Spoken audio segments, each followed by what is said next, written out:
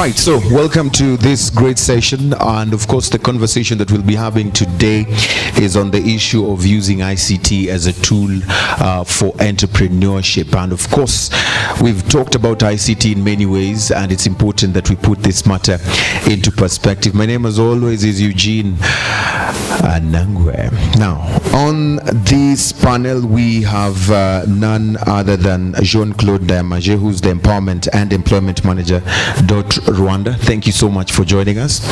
Also with us is none other than Chusa Leandre, who's the CEO of Chuda Limited. Thank you for joining us on the panel. And none other than John Kizihira, IT Manager BDF.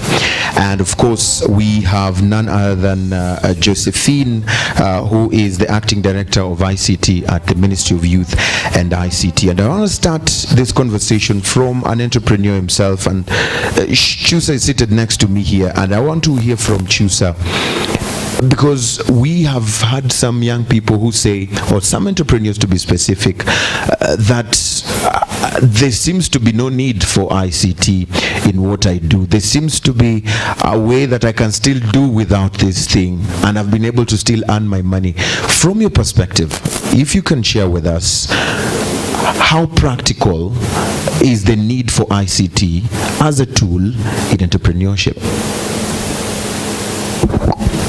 Yeah, go ahead. First, I would like to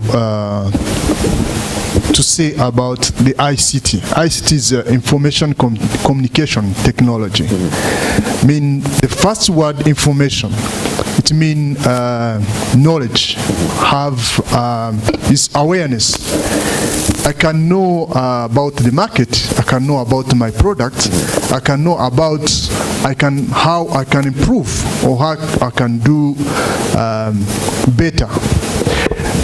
Second is communication. I can communicate with my customers, I can communicate with my suppliers, and of course I can also communicate with my community. Technology itself is the way you use both communication and information. So I cannot see a way someone doing business nowadays without ICT. So that's how short and brief you can summarize that. Some people have said that, this ICT seems to be like another component. It's just another animal that, we are told to involve or include in our businesses. And as Chusa says, this is how you communicate. How do you apply that communication? And if you are not actually doing that, then you are not in today's world. What would you add on that in your own perspective? First of all, thank you very much for this very interesting discussion. And from what you said is that actually it depends to where this youth or any entrepreneur belongs to. But in many cases you could find that as long as these people in businesses are involved in some networks and some other communities whereby they can see the relevance and the needs to run their businesses by connecting what they are doing to ICT, they will slowly understand why ICT in their businesses. But a lot has been done. I may provide an example of Debate411 Rwanda, where I work for, where we try to help young people to use ICT as an enabler, to apply ICT to what they are doing, not taking ICT as a standalone business or what. Right. And by connecting those two, they quickly getting how they can take off, so that they can also gain their part in this journey. Right. So what he mentions is very interesting, that there is first need to create that awareness, so that these entrepreneurs understand the need for them to use ICT. But without that, then none of them, or very few of them, will continue to apply this. And so, Madam Josephine, just to bring you on board on this one, are we to blame then, as people who are working in, let's say, ministries and policy level, are we to blame for failing to create that awareness, so that we can, spark that need for the use of ICT?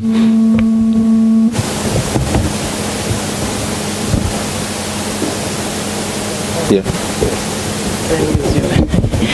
Thank you, Eugene. I don't see any blame, since,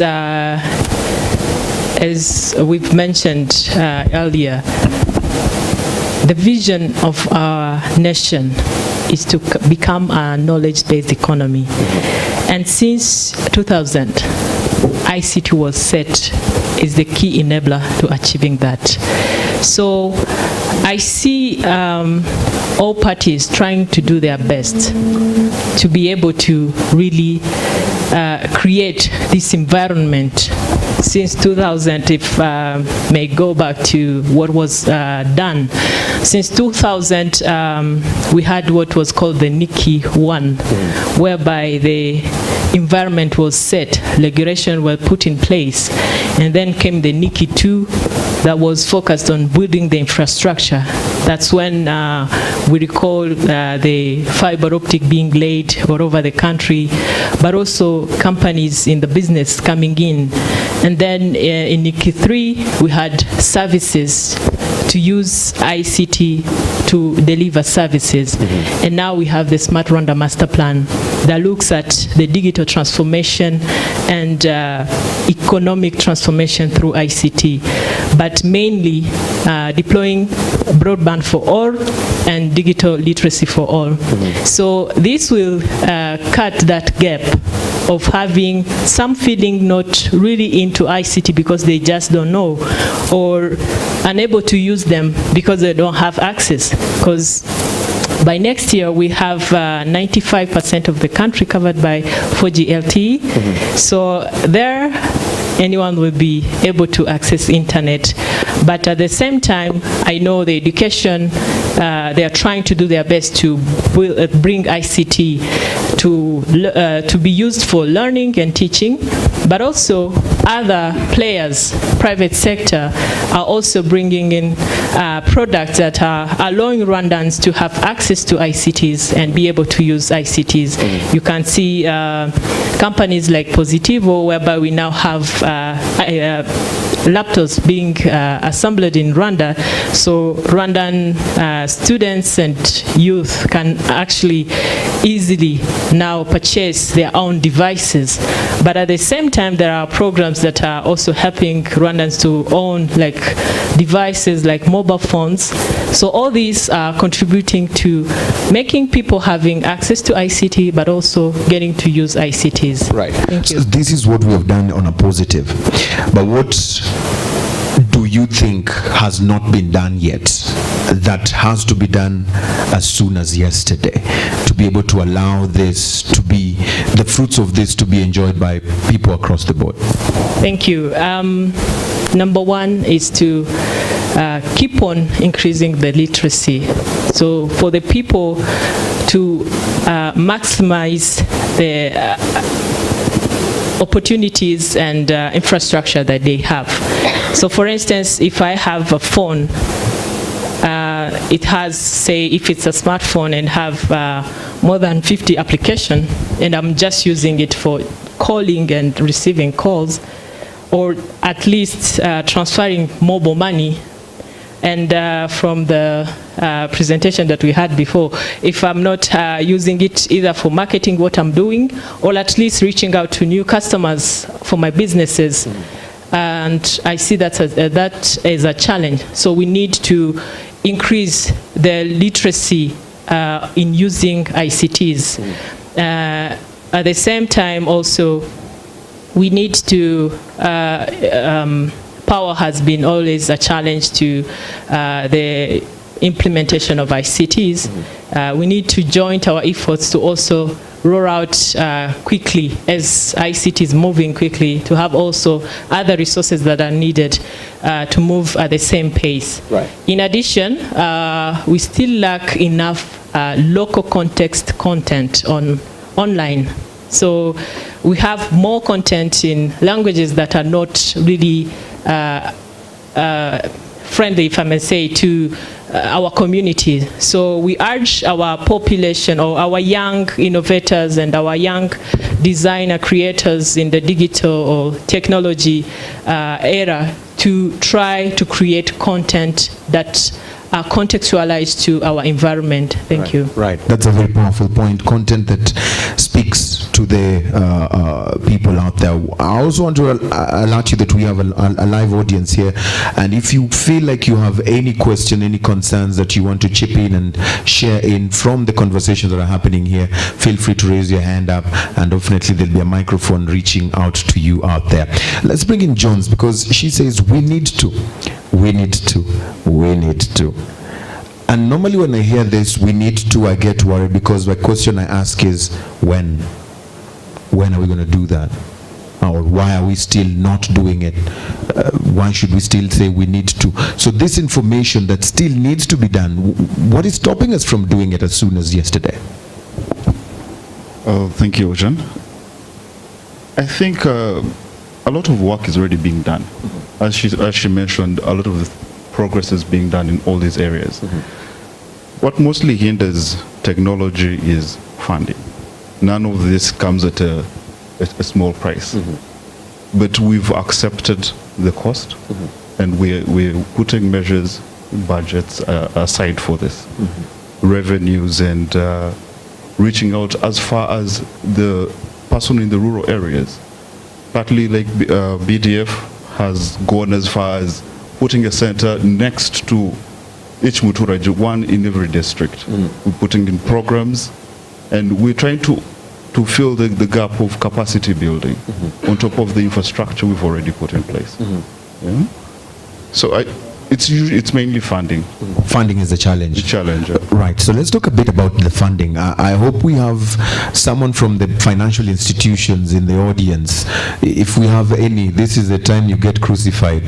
But don't be afraid. It's important for us to have this conversation. Anyone from the financial institutions? Right. FinTech? You have what? FinTech. Right. So talk to me about this challenge of financing, because it's an issue that every entrepreneur mentions. And now we're talking tech entrepreneurs, or entrepreneurs who use technology in their jobs and day-to-day activities. Don't tell me about the problem. Tell me about what should be done to solve it. Thank you.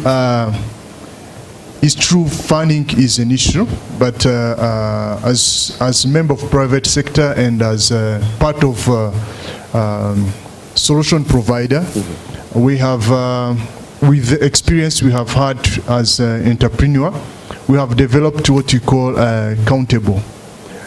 Countable Limited is a fintech. We are using technology to bring financial solutions to people in need.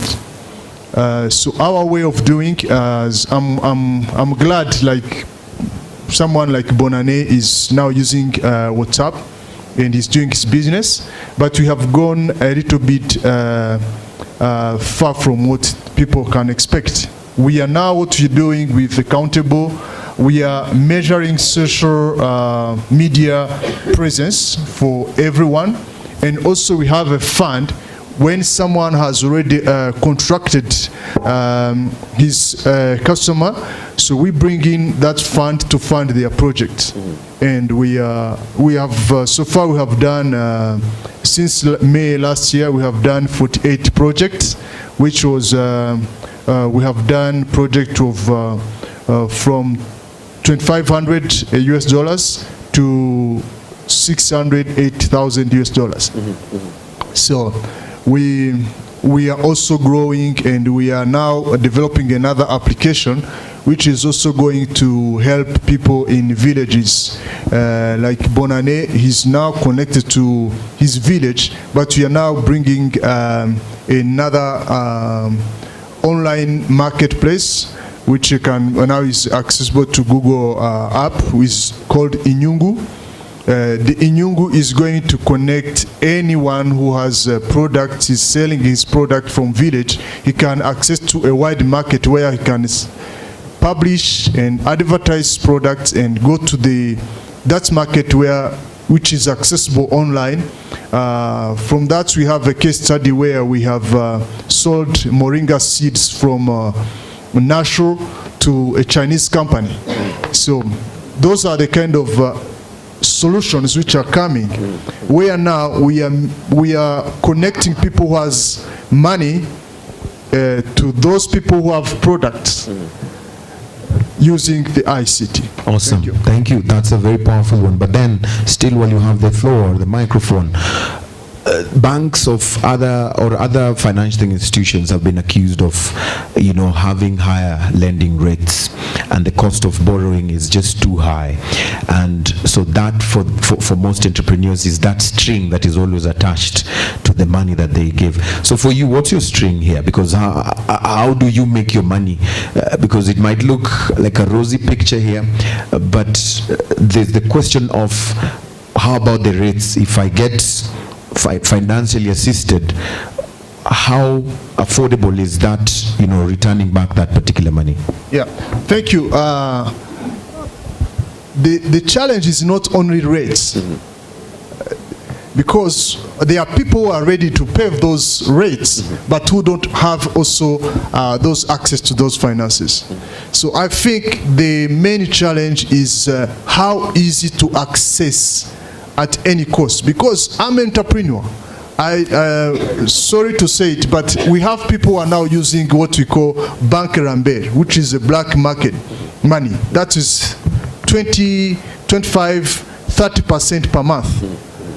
And people are using it and are using it. So the main challenge is not the rate. The challenge is the availability and the simplest way to access to that money, and how fast people are in terms of procuring those financing. Right. Awesome. Josephine, I'll bring you here, because from and a government perspective, and also with ICT issues, close to your heart and the ministers, this is a cry that most entrepreneurs have cried for so long. What more are we waiting for to save them from this pain? Thank you, Anangwe, and thank you for raising this, because we've also been receiving requests and complaints from our youth, and this is why the government is putting up an innovation fund to start with. So our innovators are going to be able to take advantage of $100 million fund that is going to be secured just to support the startups.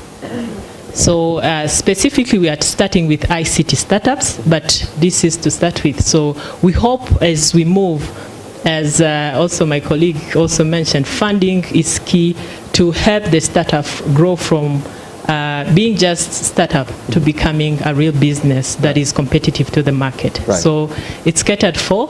It's just that it's a journey, and we are together moving towards empowering our private sector. Do we have timelines for the day we actualize this? Actually, the Innovation Fund was to be launched by this year. So expect that by next year we are moving strongly. Mostly we have this kind of funds, but the processes of accessing this money becomes another headache. You have a list of things you have to bring for you to be able to access that fund. Are we putting into consideration this, and how are we going to solve this so that at least it's easier to get access to these kind of funds? Sure. Actually, the way it's going to be run, it's different from the way banks always do, because we, as I mentioned, it was established as a solution of the actual problem. So definitely the actual problems will be not replicated. They should be rather solved. Right. So no more pains for our startups to, struggle to get funding once through the right process to receive the funding. Right. Are our banks in trouble? Is this good news for you when you hear this as a person who closely works with entrepreneurs who use ICT as a tool for entrepreneurship? Is this the kind of news that we are expecting? Yeah, it is, and I will say that our bank are not in troubles. They are not in troubles, and what the government is thinking of that fund is the addition to what has been done or what is being done all along. Yeah. What I can say on that is that it all depends on how we support or we help our youth, most likely in the aftercare period, because that's where, or how we stand in the middle between the bank and the entrepreneur, or between the fund and the entrepreneur. These young people, from our experience, that they always need people to accompany them throughout. Sometimes when they go in the bank looking for loans, for some cases of SACCO and some other MFIs, they reach there, they request them to bring ABCD. By the time they come back, if no one is in the middle, there's trouble. They need to be supported and accompanied to a certain level. I like the model of TechnoServe, whereby they take 9 months after care, and I think from there we can do something good for this. But most likely in the ICT sector is a very, very challenging sector because things change every second. Yes. So with that happening, these young people, they need someone behind to accompany them to face those dynamism in the market. Yeah, you bring in a key thing, which I'll bring in Johnson, because you said you go deep in the different places of the country. You support these people, but he says the biggest problem is we do not go back to them, check on them. How are you doing? What's happening? What's the new challenge today? Why is this the case? Probably let's understand that from them. Maybe there's a genuine reason as to why this is happening. The biggest problem with startups is that they lack that knowledge of how to sustain whatever business they're in. They may have gone beyond the point of generating the idea and putting it on paper, and then comes, how do I sustain my business? Then the bank also shuns away because they're not seeing this. Yeah? So part of what we do, on top of actually securing collaterals for them, what we give them guarantees to secure their loans, we follow up on a daily, periodically with them. But he feels you do not do that. I mean, it's not enough. Well, the sizes of the businesses also vary. Yeah. So we work with the financial institutions. They give us feedback on the businesses that look like they may fail. So we give those priority, because at the end of the day, we don't want anyone to fail. So given the spread out, we kind of prioritize the people who have who are prone to failure than those who show less of that. Right. Yeah. Awesome. So let's take a very short break right now, a very virtual one, because we're told there's more opportunities in virtual, markets, and we're going to take a very short virtual break right now. And when we come back, we're now going deeper into specifically the place of ICTs in entrepreneurship, and of course, we'll also give you a chance to ask us questions concerning this particular topic. Do stay with us. We're back in a moment.